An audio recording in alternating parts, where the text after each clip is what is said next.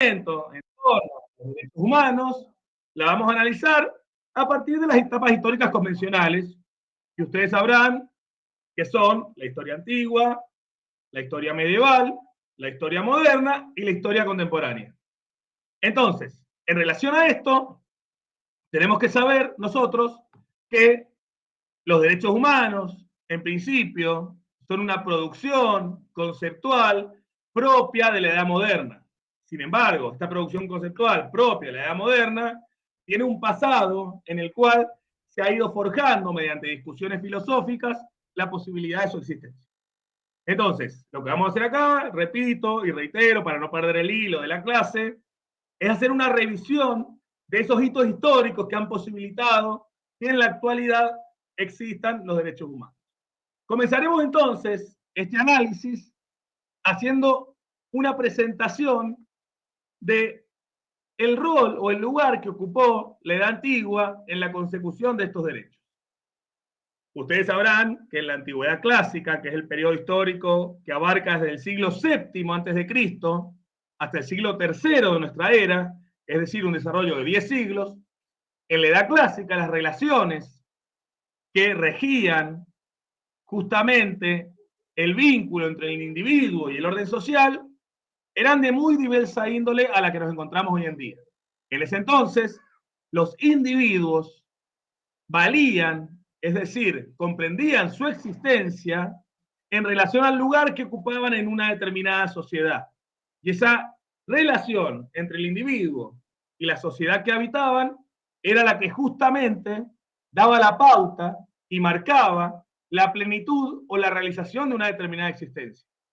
Ustedes habrán escuchado hablar de Sócrates seguramente, este filósofo ateniense que fue acusado en un determinado momento del tiempo de corrupción de la juventud y de introducir dioses extranjeros o extraños dentro de Atenas, y por lo tanto fue condenado por un tribunal que evidentemente consideraba que su labor pedagógica y filosófica era peligrosa para el orden del Estado. Entonces, en esta instancia en la que Sócrates fue condenado, se le da a elegir para pagar o para expiar sus culpas y sus delitos, se le da a elegir entre 3 tipos de condena posible. A Sócrates se le hace elegir entre pagar una multa, el destierro o la pena de muerte bebiendo cicuta. Y ustedes sabrán qué es lo que Sócrates elige de esas 3 penas. ¿Lo saben?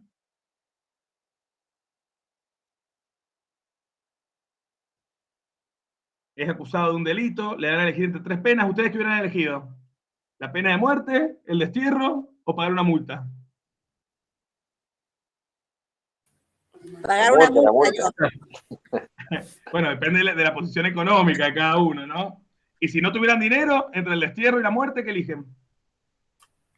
El destierro. El destierro, claramente. O sea, no hay un mal peor que la muerte, y el destierro de última, bueno, nos arreglaremos en otro lugar diferente al que nacimos. Pero en el caso de Sócrates, él elige la muerte, en primer lugar porque dinero no tenía, siendo que su enseñanza filosófica él las hacía públicas y gratuitas, sin una persecución utilitaria o ganancial. Pero asimismo, el destierro significaba para él algo peor que la muerte, porque no podía concebir la plenitud existencial o la felicidad afuera del lugar que él consideraba propio. ¿Qué quiero mostrarles con este ejemplo? Que en las sociedades antiguas, las relaciones entre individuo y Estado estaban articuladas de tal forma que el individuo solamente tenía valor en relación al Estado al cual pertenecía. Esto nosotros lo trabajamos en la materia, y este tema lo voy a pasar rápido porque ya está desarrollado en el aula virtual, en las filosofías de Platón y Aristóteles, que con sus grandes diferencias, ambas filosofías planteaban que el individuo solamente podía considerarse realizado en relación a una sociedad organizada de manera justa. Es decir, que la felicidad individual estaba subordinada al orden social. En el caso de Platón es muy evidente. Platón en su libro La República plantea el esquema organizativo de una sociedad perfecta, y en el mismo, él ordena esa sociedad en relación a un determinado modo de comprender la justicia. Si yo les preguntara a ustedes, en el sentido más llano, en el sentido común, ¿qué es la justicia o qué implica una decisión justa? Por ejemplo, si yo acá entre ustedes hubiera dos que hicieran el mismo examen y yo a uno le pongo una nota 10 y a otro le pongo una nota 7, ¿sería justa mi decisión? ¿Y por qué no? ¿Qué está faltando ahí? Un trato igualitario.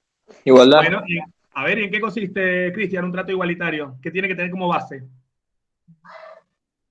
Y que ser tomados de la misma manera, ¿no? En ambos casos. Bien, muy bien. Una Ser suerte de medidos con la igualdad. misma vara, digamos. Claro, la misma vara. Eso es el precepto de la igualdad. La igualdad es un precepto fundamental de la justicia, ¿no? Lo cual ha sido comprendido históricamente, así, esto no lo inventé yo, esto desde tiempos antiguos. Cualquier consideración acerca de la justicia implicaba, en principio, una base de igualdad, ¿sí? Por lo menos, de igualdad ante la ley. En el caso de Platón no es así. Él tiene una posición muy sui generis con respecto a la justicia que está implicada en comprender la justicia a partir del concepto de armonía o equilibrio. Este concepto ya no habla de una igualdad, sino que para Platón la justicia es que las partes, es decir, cada uno de los individuos de un Estado, se subordinen de manera acrítica, podría decir, o de manera no contradictoria con los intereses del Estado. La justicia, nuestros actos, es que cumplamos con el rol para el cual fuimos destinados por la naturaleza. En razón de esto, Platón consideraba que en la sociedad se debe organizar según distintos roles que los individuos debían cumplir sin posibilidad de transformarlos. Asimismo, entonces, cada individuo tiene una tendencia natural hacia algo que le resulta fácil, o hacia algo que le resulta cómodo, o hacia algo que le resulta propio. Asimismo, dice Platón, en la escala jerárquicamente superior de la sociedad tienen que estar allí los gobernantes, que tienen que ser las personas más sabias por su propia naturaleza, es decir, más ilustradas o más aptas. Estas personas, naturalmente, en el caso de Platón, eran los filósofos, aquellos que son más sabios por naturaleza y por lo tanto pueden ejercer el rol del gobierno. En segunda instancia, dice, en la segunda capa o casta social, están los guerreros, que son aquellas personas que son naturalmente valientes, arrojadas, fuertes, poderosas, y que por lo tanto tienen que encargarse de la protección de los estados, interna y externa. Y en la tercera capa de esta organización social, Platón coloca a los trabajadores, que son las personas que naturalmente tienden a la sumisión y a la inteligencia manual o artesanal, y que permite justamente, por esa inteligencia y por esa disposición, sostener la producción económica de un Estado. Entonces, fíjense ustedes, la justicia para Platón, ¿qué significa? Que cada uno acepte el rol que le fue asignado por naturaleza y no busque otra cosa que cumplir ese rol dentro de la sociedad. Si en una sociedad cada uno cumple su rol específico para el cual fue dispuesto, esa sociedad se considera justa, armónica y feliz. Entonces, fíjense cómo en esta filosofía platónica hay una incipiente proposición acerca de los gobiernos que podríamos decir en los cuales no hay libertades individuales, claramente. Los individuos se consideran felices en tanto la sociedad en la que viven sea feliz. O sea que el individuo se subordina al orden social como ya habíamos anticipado. En este caso, en el caso platónico, podemos ver claramente que el indicio de una sociedad ordenada y feliz no es la solución, naturalmente, al problema social, puesto que los individuos tienen que olvidarse o desprenderse o desarraigarse de sus intereses personales y vivir en torno a la función que cumplen en un orden social. Yo les pregunto a ustedes, en una sociedad articulada en este sentido, ¿es posible pensar los derechos humanos pensados como derechos individuales, derechos del individuo frente al Estado, derechos particulares, derechos naturales? ¿Qué opinan ustedes? No, porque me parece que no se respetan porque el individuo no tiene derecho a decidir, digamos. Muy bien, Jorge. Ahí va la cosa. En las sociedades antiguas, por el modo en el cual se ordena y se constituye estas sociedades, no hay lugar para los derechos humanos. Y esto es lo que quiero dejar bien claro en esta clase.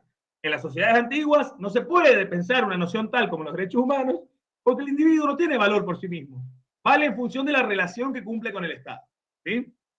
En el caso de Aristóteles es más o menos lo mismo. Aristóteles, si bien habilita la democracia como modo de gobierno preferible o conveniente para organizar a las sociedades, esas democracias son democracias restringidas. Es decir, que ni las mujeres, ni los niños, ni los extranjeros, ni los esclavos tienen participación política. O sea que son considerados menos que hombres, subhumanos, podríamos decir. En este caso, naturalmente, los derechos individuales o humanos, como los conocemos hoy en día, tampoco tienen cabida.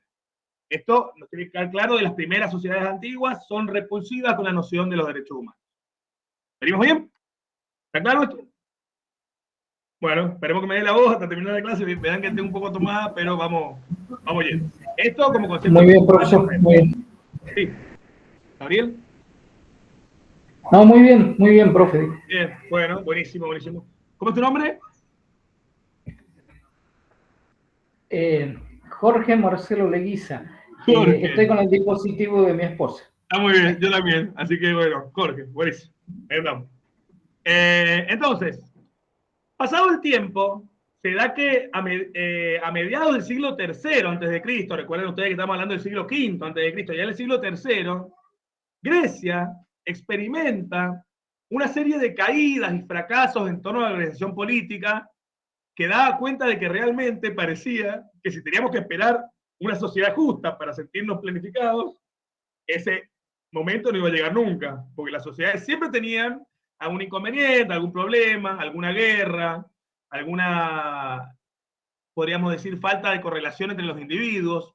Y ya en el siglo III los filósofos comienzan a pensar tal vez en la posibilidad de que la felicidad individual se tiene que dar por fuerza fuera de la realización social. Es decir, el individuo tenía en sus propias manos las riendas de su destino que lo podían conducir hacia una vida feliz más allá de que la sociedad en la que habitemos sea más o menos justa o más o menos equilibrada.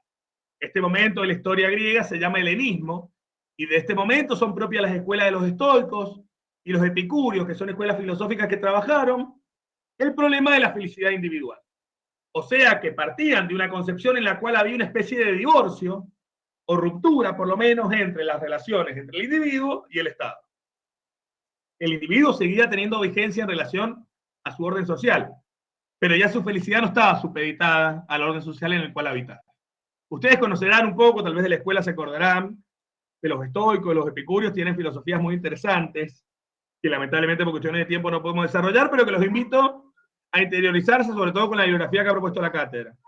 Tanto los estoicos como los epicúreos pensaban que la felicidad era un asunto que correspondía al individuo. Para darles un ejemplo, los estoicos consideraban que el universo, la totalidad de lo real, todas las cosas, estaban ordenadas y preestablecidas por una inteligencia superior que daba a cada ente su lugar en el orden cósmico. Es decir, cada cosa tenía preestablecida una función y un lugar que le era propio y que no podía rechazar, porque es una cuestión de destino acá, de fuerza superior a la voluntad individual. De hecho, podríamos considerar que incluso los seres humanos, como parte de ese orden cósmico, teníamos también un destino prefijado. Y que justamente la infelicidad humana corresponde al hecho de que el ser humano busque escapar de su destino, perseguir el viento, es decir, buscar un fin que está por fuera de su alcance. Tiene algo de certeza, de veracidad esta posición ante las cosas cuando uno se afana en buscar alguna cuestión que se le escapa, ¿no es cierto?, que no está a nuestro alcance. Y en general eso es un motivo muy claro de infelicidad. Entonces los estoicos consideraban que la felicidad humana tenía que ser un asunto que estuviera en nuestras manos. Es decir, que dependiera solamente de nosotros y que fuera estable en el tiempo. De esta manera los estoicos descartan motivos comunes de la felicidad, como el dinero, el honor o el placer, y consideran que la felicidad tiene que ver con la virtud, que es lo único que depende de nosotros. ¿Y qué es la virtud? La virtud es la vida racional, es la vida conforme a nuestra propia naturaleza.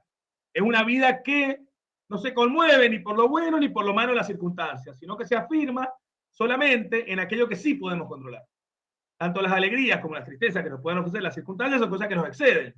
Entonces, afirmar nuestra felicidad por lo que nos pasa o no nos pasa es algo un poco, podríamos decir, absurdo, siendo que son cosas que no dependen de nosotros. Pero sí depende de nosotros una vida virtuosa en la cual podamos afirmar y cultivar aquello para lo cual sí hemos sido llamados. Que los estoicos lo resumen en los ideales clásicos de la piedad, la solidaridad, una vida llevada conforme a aquello que sí nos corresponde, el cultivo de la amistad, el cultivo de la prudencia, el cultivo de la virtud en general. Entonces los estoicos, en una sentencia muy interesante, que es del filósofo Epicteto, de esta época, ¿no es cierto?, proponen lo siguiente, dicen, un caballo, por ejemplo, ¿se podría sentir infeliz si no pudiera cantar? ¿Qué opinan ustedes? ¿Un caballo se podría tomar por infeliz por no poder cantar? ¿Dicen que sí? No. A ver, Javier, ¿por qué no? No, por supuesto que no. ¿Pero por qué no?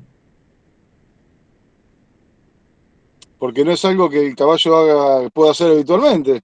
Claro. No es natural. Está hecho para eso. No es natural. ¿Y un perro, si no pudiera volar, podría angustiarse, sentirse condolido? Tampoco, ¿no? Bueno, entonces Epicteto dice justamente en esa sentencia, y el ser humano, ¿por qué se siente infeliz por cosas que no le corresponden, que no puede alcanzar, que no son dadas para él mismo? Naturalmente debería sentirse triste por otras cosas, como no conservar el pudor, no ser solidario con los demás, no ser virtuoso, no ser prudente, pero no por cuestiones que le exceden. Es como si yo, por ejemplo, me propusiera en mi vida ser el 10 del Paris Saint-Germain y sufriera cada día por no lograrlo. Y bueno, estoy buscando por donde no me corresponde, me parece. Es una falta de conocimiento de mí mismo, de mis propios límites, y eso me lleva naturalmente a la infelicidad.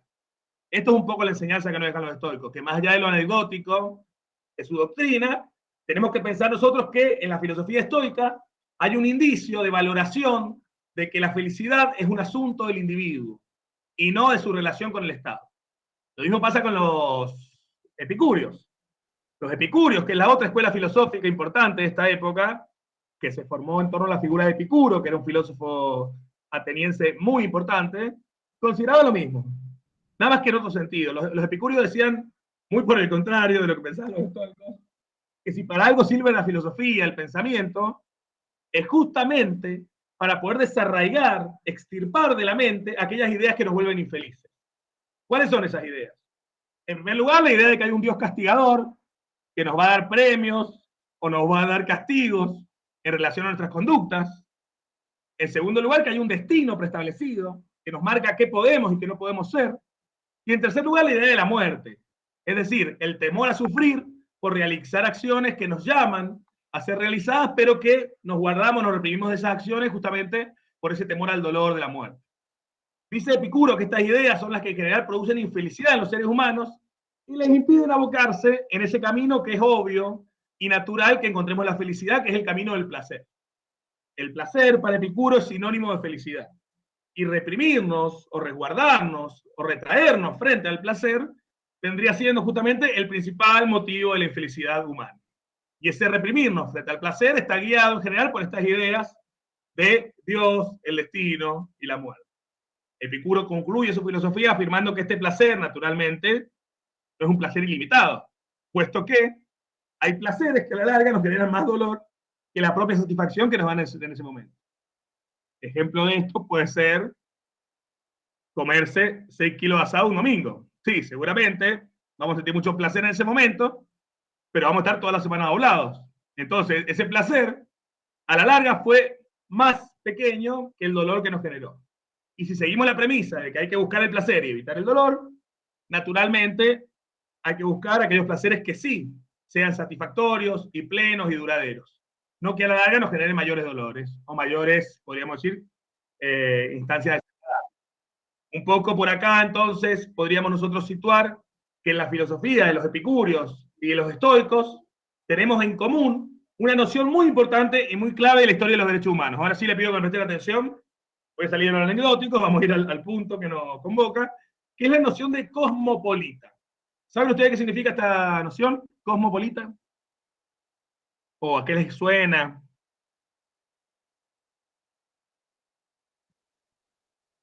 A ver, Graciela, ¿a qué les suena cosmopolita? ¿La ha escuchado? Universo, todo, el cosmos, el universo. Bien, bien, bien, bien. El cosmos es el universo, es el todo. puede ser traducido por mundo también. Y politas, usted sabe, viene de polis, que significa ciudadano. Entonces, ¿qué significa cosmopolita? Que conoce varias ciudades, que ha viajado por varias ciudades. Bueno, ese es el sentido actual, Javier, y está muy bien. Es una persona abierta a la cultura, que puede conocer otras culturas y ser igualmente feliz, el que se la sabe toda, que no es cerrado en una sola provincia, en un solo lugar, en su querencia, sino que es abierto al mundo. Y esta acepción actual está relacionada con su sentido etimológico. Cosmopolita significa ciudadano del mundo. En los estoicos y en los epicúreos aparece esta noción que es muy importante, porque significa que el individuo puede alcanzar su plenitud individual y personal por fuera de la querencia a la cual pertenece, es decir, por fuera del marco contextual en el cual ha nacido. Somos ciudadanos del mundo en tanto nuestra felicidad depende solo de nosotros y no de nuestra relación con las circunstancias. ¿Está claro esto, no?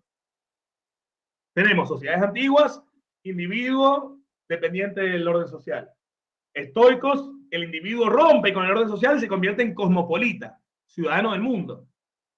Y nos vamos acercando un poquito a la noción de los derechos humanos, que está absolutamente emparentada con el momento histórico posterior, que es el advenimiento del cristianismo. El cristianismo vamos a trabajarlo nosotros, naturalmente, no desde el punto de vista de las creencias o de la religiosidad personal que pueda tener cada uno, cada una, sino en su valor histórico. El cristianismo toma esta noción de cosmopolita que habían desarrollado la cultura helénica, en los pensamientos de los estoicos, los epicúreos, y la saca de su ámbito terrenal. Ya no somos ciudadanos del mundo, sino que somos ciudadanos del reino de Dios. Y en tanto somos ciudadanos del reino de Dios, existe entonces, más allá de nuestra procedencia social, nuestra raza, nuestro género, nuestra clase social, nuestra religiosidad, existe una igualdad fundamental entre todos los hombres. Esta igualdad fundamental entre todos los hombres, justificada en que existe una igualdad ante los ojos de Dios, es el punto de partida para poder pensar un derecho que sea común a todos y que no esté asignado por nuestras distinciones políticas o sociales. Es un espacio de pensamiento, esta igualdad ante los ojos de Dios, que presenta una posibilidad de un derecho, de una legitimidad, de un mérito que nos iguale a todos por igual. O sea, que nos dé a todos una pauta común de análisis. Entonces, esto se justifica en los escritos bíblicos, si ustedes lo quieren trabajar con más precisión, en la figura de Cristo y en su labor, en su apostolado, que tuvo 33 años de existencia. Este apostolado de Cristo, ustedes saben, está caracterizado por la cercanía que tenía este personaje histórico con respecto a las clases sociales subalternas, marginadas, periféricas. Ustedes saben que Cristo no se acercó a los poderosos, a los intelectuales, a los sabios, a los grandes jefes religiosos, sino que se acercó a los pobres, a los marginados, a los discapacitados, a las prostitutas, a los sectores desposeídos. Es decir, que estos sectores, que significaban nada, la nada misma, para la sociedad en la cual vivieron, eran el todo para el cristianismo. ¿Y qué significa esta inversión?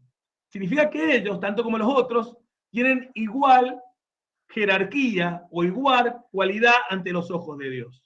Es decir, más allá del relato bíblico, de la creencia particular de cada uno, de cada una, tenemos que decir que el cristianismo instaura un orden de igualdad entre todos los seres. Y este orden de igualdad es el que después va a tomar justamente como base la proyección del concepto de derechos humanos, como derechos válidos para todos, no privilegios de algunos. ¿Sí? ¿Me siguen hasta acá? O ahí, quedó medio tambaleando esto. Se entiende, profe. Vámonos. Buenísimo. Entonces, ¿qué tenemos en el cristianismo? Tenemos el paso fundamental que se da entre la noción de individuo a la noción de persona. Este paso significa muchísimo en la historia de los derechos humanos. Ya no es el individuo que vale como una parte de un todo, como una partícula de un espacio mayor, que es la sociedad, sino que es el concepto de persona el que toma vigencia acá. Es decir, el concepto que implica que somos entes de fines absolutos, que poseemos dignidad y que esa dignidad no está atada ni dependiente de ningún orden jurídico particular, sino que nos corresponde por nuestra propia naturaleza.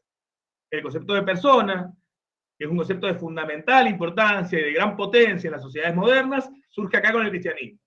Todos somos iguales ante los ojos de Dios y por lo tanto todos poseemos una base de dignidad que no podemos alienar, que no podemos dejar de atender, que no podemos desprendernos de la misma. ¿Sí? ¿Me siguen hasta acá? Bien. Entonces, en relación a esto, el cristianismo, o más bien la cristiandad, ustedes saben que es una cultura que atraviesa 10 siglos de existencia también, desde el siglo III, podríamos decir, en la cual se instaura como religión oficial del Imperio Romano, hasta el siglo XIII, en la cual Tomás de Aquino, que es el filósofo más importante de este periodo, la consagra como un sistema racional de valores y de conceptos que puede ser pensado en un sentido universal, ya no para unos pocos.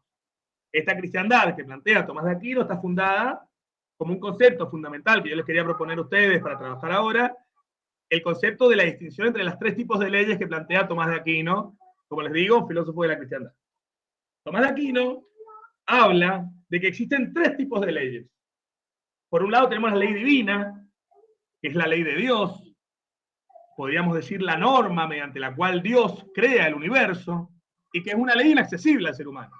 Por lo limitado de nuestra razón, no podemos acceder a una ley suprema como una ley divina. Sin embargo, esa ley divina se refleja y se replica en la ley natural, que es la ley que rige la naturaleza, que es reflejo, consecuencia, manifestación de la ley de Dios.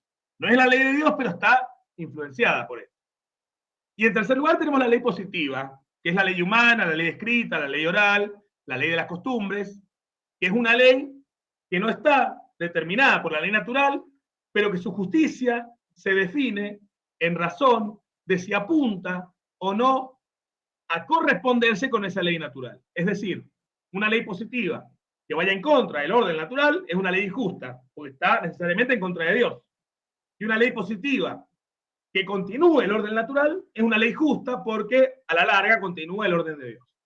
¿Qué nos interesa de estos elementos a nosotros?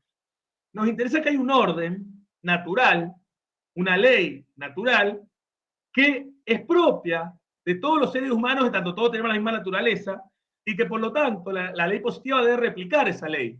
Y si la ley natural consagra una igualdad entre todos los seres humanos, la ley positiva debería por fuerza hacerlo para no contradecir el orden de Dios. ¿Sí? Esta es la importancia, digamos, del cristianismo en este periodo. ¿Me siguen? ¿Estamos? Bien. Entonces, vamos a ingresar ya, disculpen la velocidad y la intensidad de la clase, pero bueno, teníamos una hora como para hacer este repaso. Espero que vengan bien y cualquier cosa me escriben un mail y lo vamos charlando, ¿sí? Sí, gracias, profesor. Muy claro. Bien. Entonces, vamos a ingresar ahora al periodo moderno, que es el periodo que ustedes saben comienza con la conquista y colonización del continente americano. Un periodo crucial en la historia de la humanidad, determinante, y que a nuestros días sigue teniendo consecuencias todavía. La organización geopolítica del mundo corresponde a este hecho histórico fundamental. Esta disposición entre países centrales y países dependientes, las formas económicas, las culturas, el racismo, el clasismo, corresponden y se configuraron a este periodo histórico. En la modernidad, ustedes saben, con la conquista y colonización de América, que no quiero abundar en detalles porque es un tema que todos conocemos, signado por el latrocinio, la matanza y la destrucción de una cultura central sobre las culturas periféricas. Este momento histórico dio mucho que pensar y que debatir en el viejo continente. Se generaron muchas disputas, sobre todo entre teólogos, que estaban a favor y en contra de la conquista y de la colonización y el sometimiento de los pueblos después llamados americanos, ¿no? Es en este momento histórico en el que surge una disputa fundamental que se da entre Francisco Suárez y la Escuela de Salamanca, de la cual formaba parte, y los teólogos que giraban en torno a la figura de Ginés de Sepúlveda, este teólogo también español. En este momento se discutía acerca de si los naturales pueblos descubiertos americanos tenían la misma dignidad humana que los pueblos europeos. Eran tipos que se veían diferentes, más o menos, pero que se parecían en algo, que tenían otra cultura, otra racionalidad, otra religión. Realmente éramos iguales, éramos diferentes, era una disputa en torno a la naturaleza humana. En ese momento, fíjense cómo Francisco Suárez, con muy buen tino, toma y recupera la filosofía de Tomás de Aquino y él presenta una noción jurídica elemental. Si nosotros y los pueblos americanos poseemos igual naturaleza, por consecuencia tenemos que impartir igual derecho.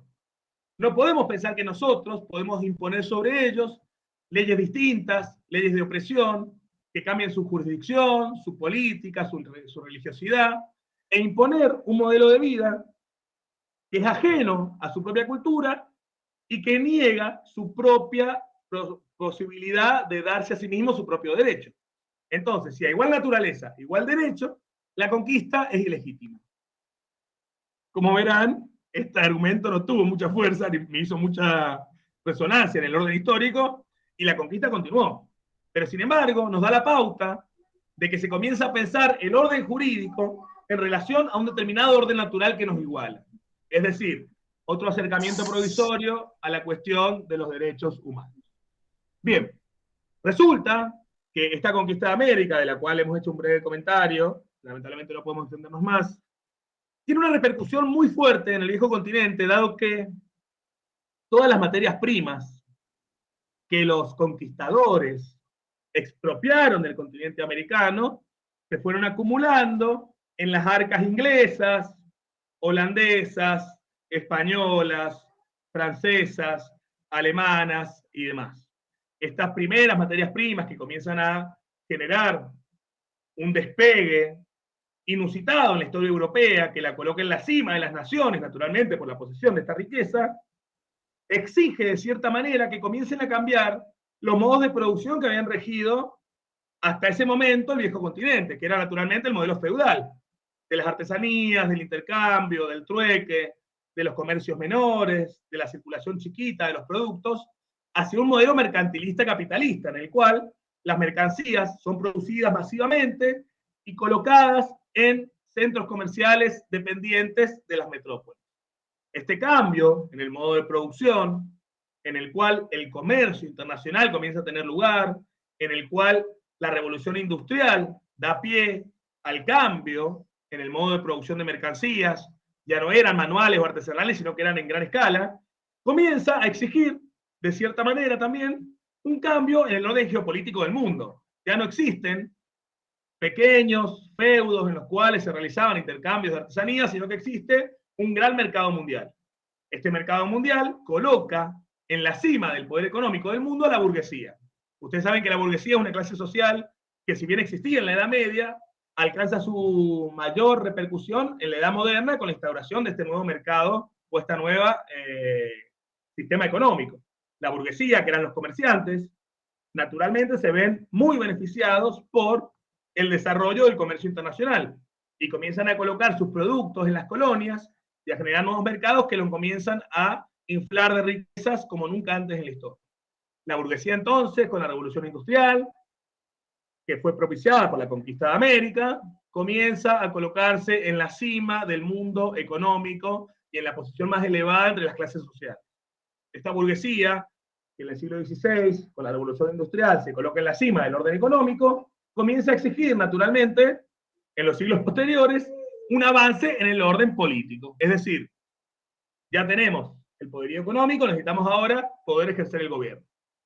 Este poder ejercer el gobierno implicaba romper con los lazos monárquicos y medievales que justificaban el gobierno por el linaje de sangre. Ustedes saben que los burgueses no procedían naturalmente de familias nobles o de familias de un linaje aristocrático, sino que eran comerciantes, ¿sí? No plebeyos, pero sí de ningún tipo de procedencia o de extracción nobiliaria. Entonces esta burguesía tiene que romper los lazos monárquicos y comenzar a pensar que el hecho de ejercer el gobierno y elegirlo es un derecho de todos los hombres, no solamente de los nobles. Y en esta intención de posicionarse a sí mismos como nuevo actor político, realizan lo que son llamadas las revoluciones burguesas. Ustedes sabrán que son la Revolución Inglesa, la Revolución Norteamericana y la Revolución... ¿La más importante cuál es? Francesa. Muy bien, Ariel. La Revolución Francesa. Fíjense que en la Revolución Inglesa la burguesía adquiere los derechos económicos. Es decir, ya no puede venir el rey a cobrarme los impuestos que quiera sobre mis propiedades. En la Revolución Norteamericana, los derechos políticos. Podemos gobernar y ser gobernados por quien queramos. Y en la Revolución Francesa, los derechos civiles. el derecho al libre pensamiento, a la libertad de religión, al moverse como uno le parezca, al distribuirse, educarse y generarse según sean los intereses propios del individuo. Estas tres revoluciones hacen que la burguesía pase de tener el poder económico a poseer el poder político. Y es de fundamental importancia en la historia de los derechos humanos porque ahora sí se exige y se escribe la Declaración Universal de los Derechos del Hombre y del Ciudadano, en la cual se plantea que todos los hombres nacemos libres e iguales, con posibilidad de gobierno propio, con posibilidad de pensar libremente, de actuar por fuera de los cánones religiosos, es decir, se consagran los derechos del individuo como derechos de alcance universal y se llevan por escrito, que es lo importante. Estas son las dos grandes ganancias de la Revolución Francesa. Se universalizan los derechos y se llevan por escrito. Esto no había pasado nunca en la historia humana y es un hito fundamental del desarrollo de los derechos humanos. ¿Sí? ¿Me siguen hasta acá? ¿Alguna pregunta, duda? Muy claro, profe. Bueno, me alegra mucho.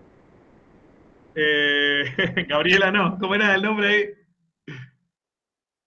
Jorge, profe. Jorge. Jorge. Muchas gracias. Bien.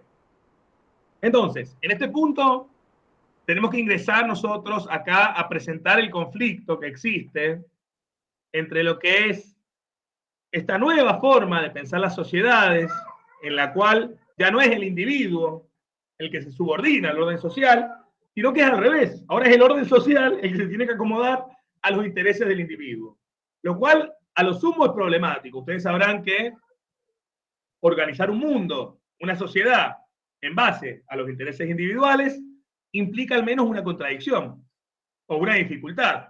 ¿Cómo ordenamos el mundo común en base al interés de cada uno? Es algo complicado. En este contexto surgen distintas filosofías, de las cuales son muy interesantes la de Locke y la de Hobbes, que están desarrolladas en el aula virtual, y les pido que lo repasen, que lo revisen. Pero lo fundamental acá es pensar la noción de pacto social. ¿Qué es el pacto social? El pacto social es la instancia en la cual el individuo, una instancia hipotética, debo decirles, no histórica, sino que es una forma de explicar las sociedades, en las cuales los individuos salen de su estado de naturaleza e ingresan a la vida común con los demás. En ese ingreso, el individuo naturalmente tiene que dejar cosas para obtener otras, por eso es un pacto.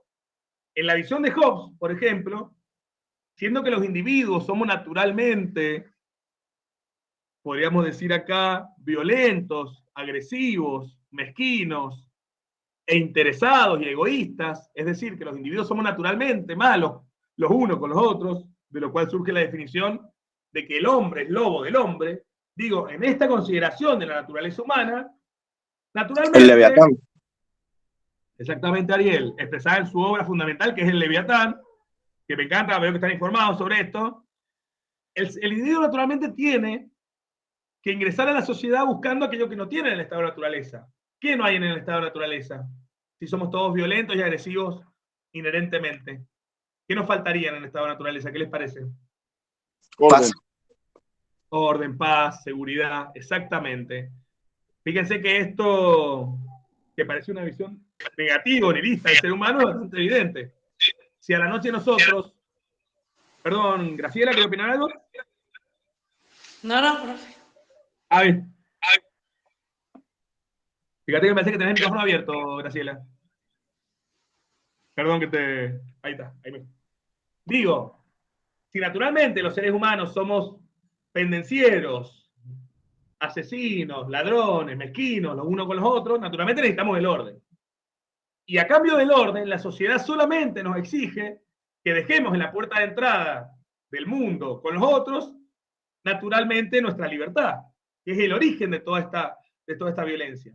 La libertad individual, es decir, la posibilidad de llevar el deseo a la realización, es lo que genera este estado de caos y anarquía y guerra en el cual vivimos naturalmente.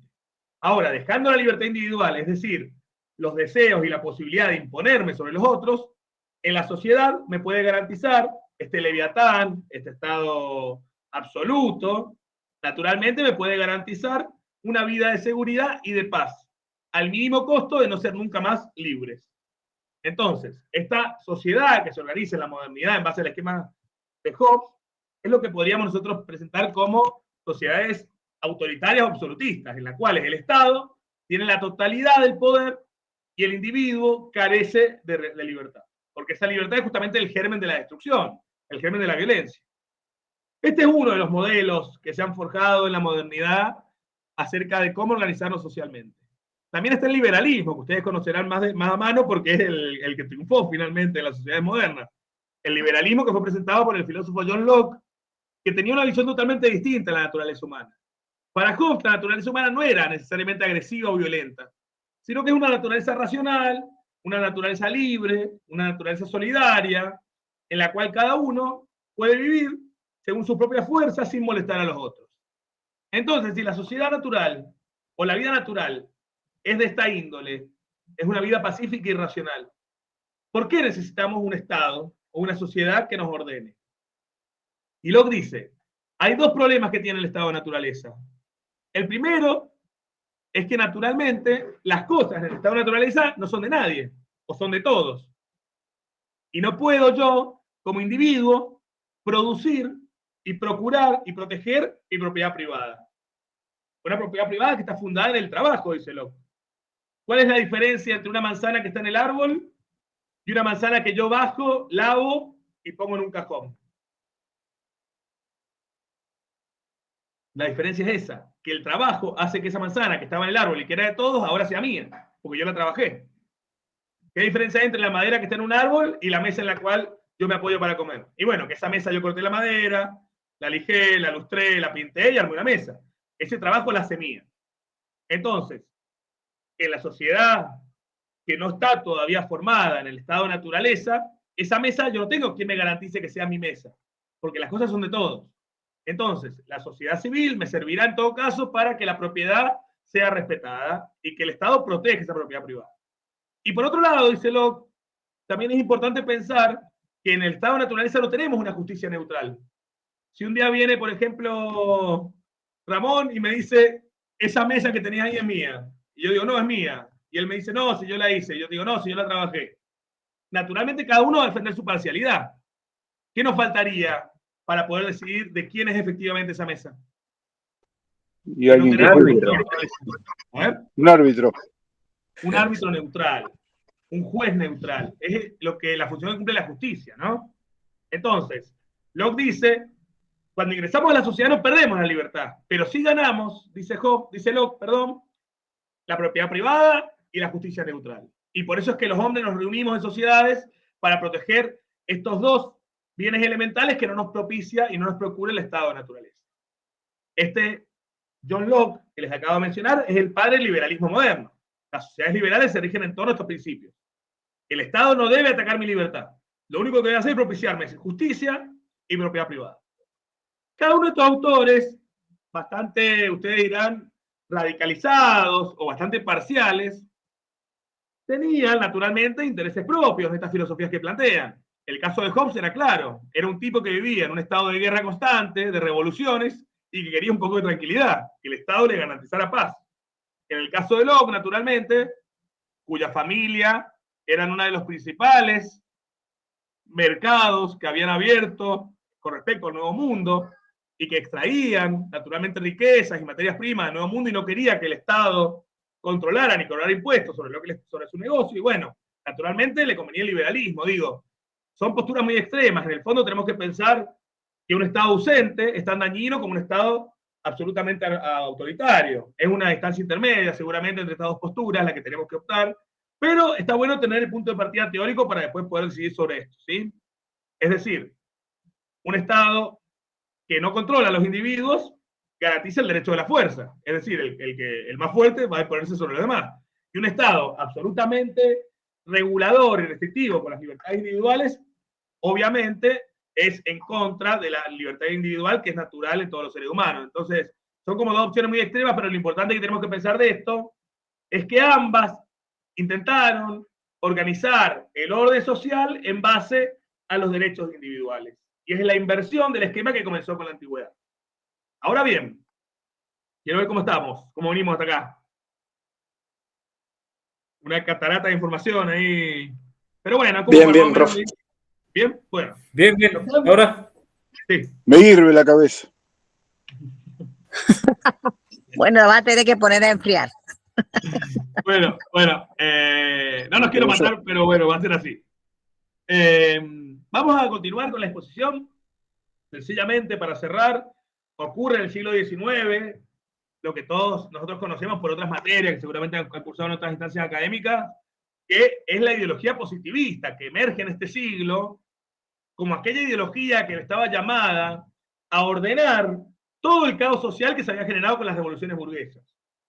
Los positivistas pensaban que tantas revoluciones, tantos ideales, libertad, igualdad, fraternidad, no hacían otra cosa que destruir los lazos y los tejidos sociales que tenían que estar ordenados y organizados para que la sociedad pudiera buscar un progreso material. La sociedad ideal para los positivistas ha sido la sociedad inglesa, porque es aquella que en vez de irse en discusiones teóricas, se había enfilado en el camino del progreso material, del desarrollo industrial, del progreso económico, de la producción de bienes materiales, es decir, de generar riqueza. Este positivismo que surge en el siglo XIX, en Francia, con la figura de Augusto Comte, planteaba justamente esto, que la sociedad en la que vivimos, la sociedad moderna, es de cierta manera la cúspide a la cual había llegado el desarrollo humano.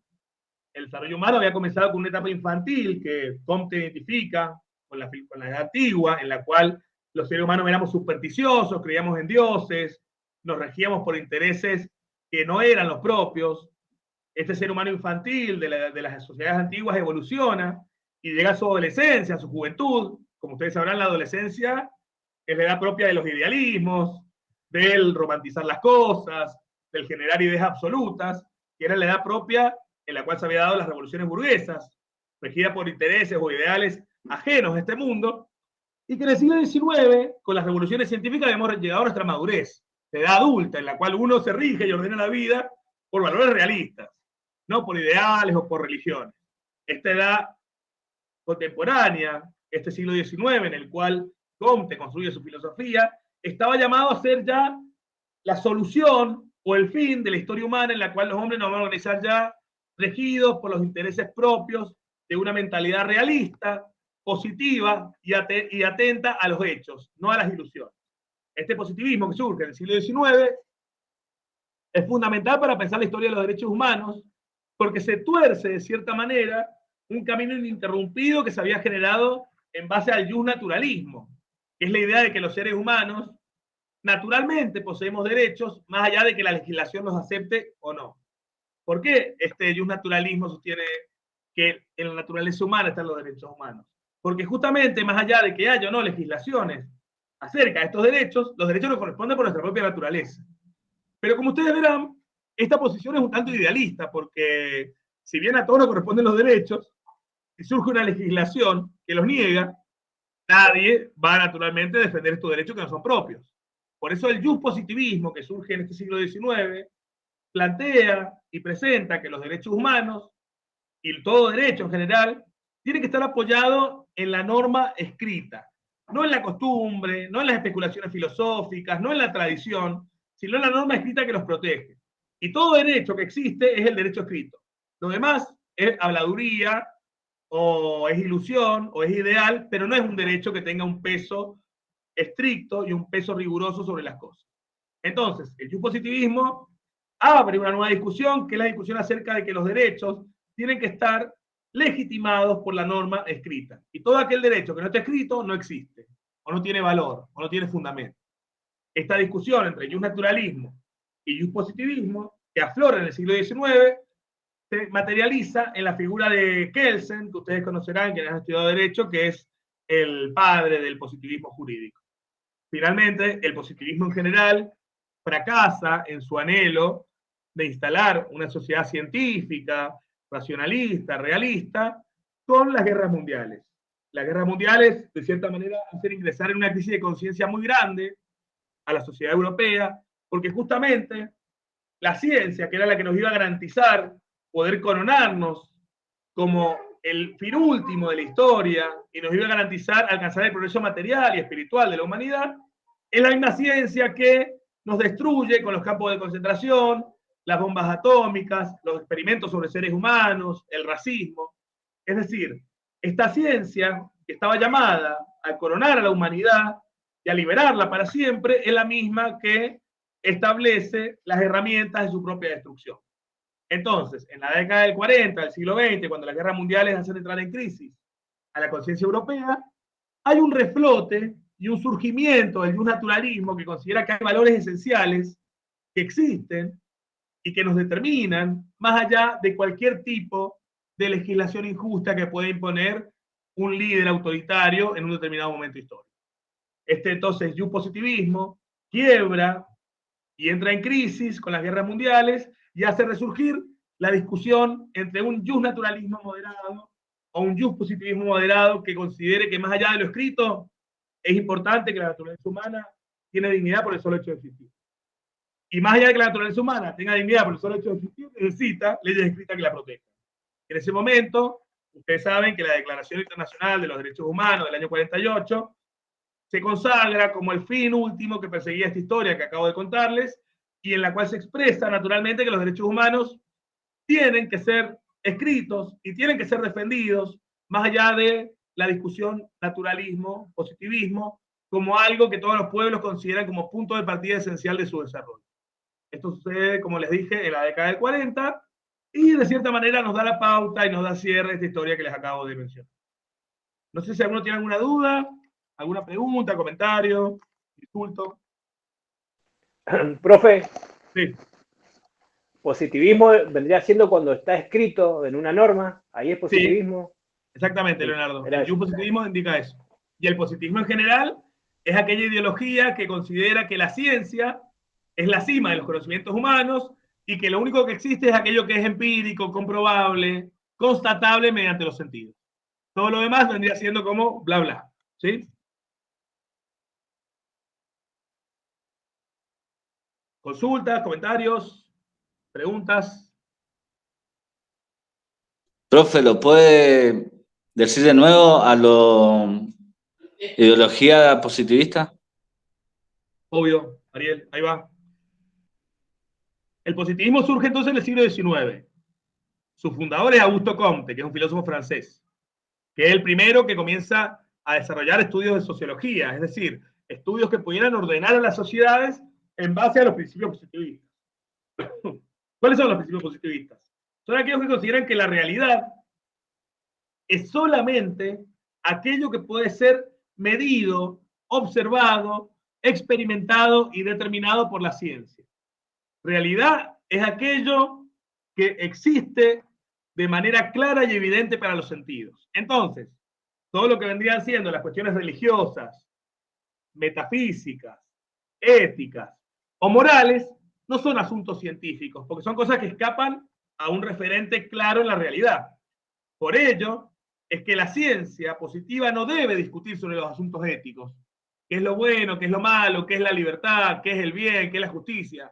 Estos asuntos éticos escapan a la lógica positivista. Y por eso, que es algo muy importante a tener en cuenta, es que el positivismo falla en su consideración de que la ciencia tiene que ser aséptica o tiene que moverse por ámbitos por fuera del mundo ético. Porque justamente una ciencia que no valora éticamente es una ciencia que conduce a la humanidad a su destrucción. Porque los científicos no tienen por qué pensar cuáles son las consecuencias éticas de sus acciones. Fíjense si esto no es vigente con lo de las inteligencias artificiales. Si los científicos pueden, lo hacen. No importa el bien o el mal, porque esas son discusiones metafísicas que exceden a la ciencia. Sin embargo, ese posicionamiento es un posicionamiento ético, justamente que niega que las cosas sean buenas o malas. Estamos tomando un partido ante la realidad, vaya que no nos demos cuenta. Por eso que, en este caso, el positivismo fracasó en la instancia de las guerras mundiales, que fue cuando entró en crisis esta conciencia progresista y cientificista moderna. Perdón, Ariel, si me extendí mucho, pero para dejar en claro estos puntos. No, está bien, muchas gracias. ¿Está bien? Profe, ¿qué cree usted que es superior? ¿El derecho a la libertad o el derecho a la vida? Digo por la existencia de la pena de muerte en algunos países. Sí, entiendo la pregunta, ¿por dónde va? Entiendo la pregunta, ¿por dónde va? Fíjate vos que tanto el derecho a la vida en absoluto como el derecho a la libertad en absoluto nos va a llevar o nos conduce a discusiones que no tienen fin, me parece a mí. Tenemos que pensar en los derechos a mí en su aplicación concreta. El derecho a la libertad, naturalmente, está posibilitado por el derecho a la vida. Así que hay una jerarquía de valores ahí que uno no puede invertir. Sin embargo, una vida llevada adelante solamente de manera mecánica y sin afirmación y autodeterminación, hay que ver qué tipo de vida es. Entonces, digo, en términos teóricos te lo podría plantear de esta manera, que son derechos que no se pueden subsumir uno en otro, pero que sin embargo habría que ver en el caso concreto y particular en el que lo estamos discutiendo para poder tomar una decisión al respecto de esto. Te preguntaría vos, Graciela, ¿cuál consideras que es más importante y por qué? Y yo considero el derecho a la vida. O sea, Bien. no estoy de acuerdo con la pena de muerte. Para mí hay otras formas de castigar, porque entendí que ya privándote de libertad ya es un castigo, ¿no? Para el hombre. Entonces considero que la pena de muerte ya, no sé, es como una decisión muy extrema que no corresponde a los hombres tomar esas decisiones, me parece. Bien. Y fíjate vos también esto otro, que la libertad, en sentido absoluto, es un derecho que puede resultar opresor. Porque ¿quiénes son los que son totalmente libres de ejercer su libertad, totalmente, podríamos decir, indeterminados? Aquellos que pueden, de cierta manera, desarrollar sus deseos hasta su realización, que no es la totalidad, naturalmente, de los ciudadanos. Entonces, la libertad en absoluto, cuando no hay igualdad, es una forma de justificar la opresión, ¿no? Entonces, bueno, hay que medir esos términos y ver en cada caso qué significan. Además, los derechos, fíjate vos, Graciela, porque cierro con esto, tienen una significación concreta en un contexto. No es lo mismo el derecho a la libertad en la Revolución Francesa, que estaban luchando contra la opresión de la nobleza, que el derecho a la libertad en nuestros días. Van cambiando y van cambiando en sentido diferente los derechos. Entonces, es como pensarlo en su contexto, me parece. Disculpa si mi respuesta es muy amplia, pero tomar partido así en general es como difícil. Ok, profe, gracias. Acá me pregunta Leonardo de lo de los plazos, ya lo vamos a ver, no hay problema. Graciela, ¿tenías una pregunta? Graciela del Carmen Álamo.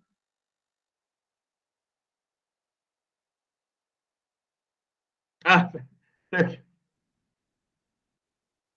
no tenés micrófono prendido. Va de nuevo. Sí, profe, gracias. Yo quería aportar a lo que usted decía, ¿no? Todo depende del contexto histórico, del contexto social, ¿no? Porque, como dice usted, una libertad sin barreras prácticamente sería un libertinaje. Tenemos que tener, como dicen los chicos hoy en casi todo, un moderador que es, en este caso, el derecho positivo, ¿no? Con respecto a lo que decía también, ¿qué vida sería si no es en libertad, ¿no? Una persona que es privada de la libertad, cada día es un infierno. No es vida. Entonces, imagínense una persona que es condenada, como hace poco el terrorista que mató en Nueva York a 5 argentinos, a varias cadenas perpetuas. No es vida, prefiero otra cosa, ¿no? Por supuesto, depende de cada persona, pero... No, sí, entiendo lo que vas a hacer. Pero el derecho, ¿no? También es importante ubicarlo en el contexto histórico y contexto social, ¿no? Sí.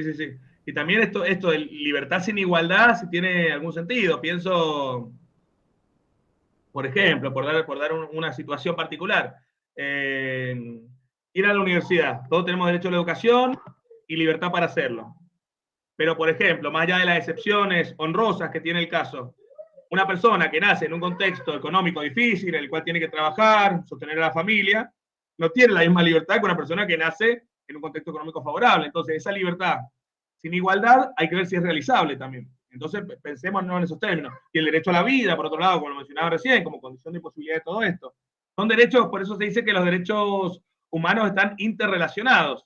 No se puede dar el uno sin el otro. El derecho al trabajo sin el derecho a la educación, el derecho a la educación sin el derecho a la vida, el derecho a la vida sin el derecho al trabajo. Son derechos que están interrelacionados, no se pueden jerarquizar. Esa es una definición que seguramente han visto en la unidad anterior acerca de la interrelación de los derechos humanos, y por eso es que es tan importante defenderlos en su conjunto y en bloque, no aisladamente, porque ahí salen las discusiones teóricas que son infructíferas, me parece. Pero está bueno estos aportes porque hay que pensar también los contextos particulares de las cosas. Bueno, estamos sobre el horario, justo. Les quiero dejar mi correo, se los voy a dejar por mensaje. Cualquier consulta o comentario me lo pueden hacer por acá, para que sea más directo que por el aula virtual. Y en todo caso estoy abierto a recibir críticas, aportes o comentarios sobre la clase. Siempre se puede mejorar seguramente el desarrollo de la docencia, así es que eso es lo que más me interesa. La verdad que ha sido un momento breve, pero muy agradable. Les agradezco mucho la atención, el compromiso con la clase, los aportes, ha estado buenísimo. Así es que espero que nos sigamos viendo en una instancia académica superior. Les mando un saludo grande a todos y muchas gracias por la atención. Muchas gracias, profesor. Gracias a todos los alumnos y alumnos. Les vamos a prorrogar entonces el término de entrega de los prácticos. Y bueno, les pido que sí, que escuchen al profesor. Hay 3 videos donde él explica lo que explicó hoy en 1 hora, está más extenso, pero me encanta también que puedan tener esta clase sincrónica para que sea más directa, ¿no es cierto?, la exposición y las preguntas que puedan surgir. Así que bueno, nos vemos el próximo lunes, nuevamente por este mismo link, que se los voy a volver a enviar a la misma dirección de WhatsApp y también por la plataforma. Así que muchísimas gracias. Gracias, doctor. Muchas gracias, profesor, Muchas excelente. Y también tiene que... Gracias, muchos aplausos. Gracias. Muy bien. Muchas Muchas gracias, profesor. Gracias, profes. Gracias, profe. Muchas gracias, profe. Sí, el personal lo va resolviendo, así como técnico del aula virtual.